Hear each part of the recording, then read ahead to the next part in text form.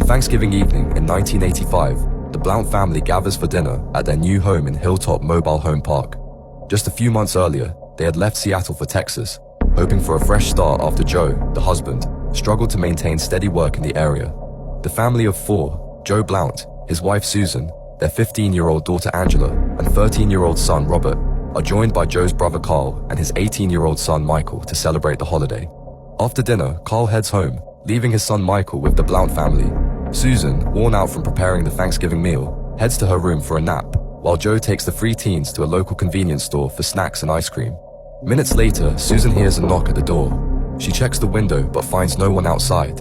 After a moment of hesitation, she dismisses it and goes back to her room to rest.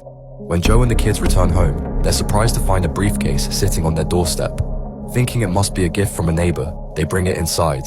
The kids, curious and excited, unclasp the latches, triggering an explosion that takes the lives of Joe, Angela, and Michael. While Robert sustained severe injuries, Susan, who had been in the bedroom at the time of the explosion, was unharmed.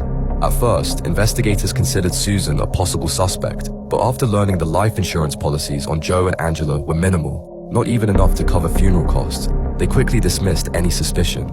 After over a decade with no leads, Michael Roy Toney was arrested in 1997, following a confession from his cellmate, Charles Ferris.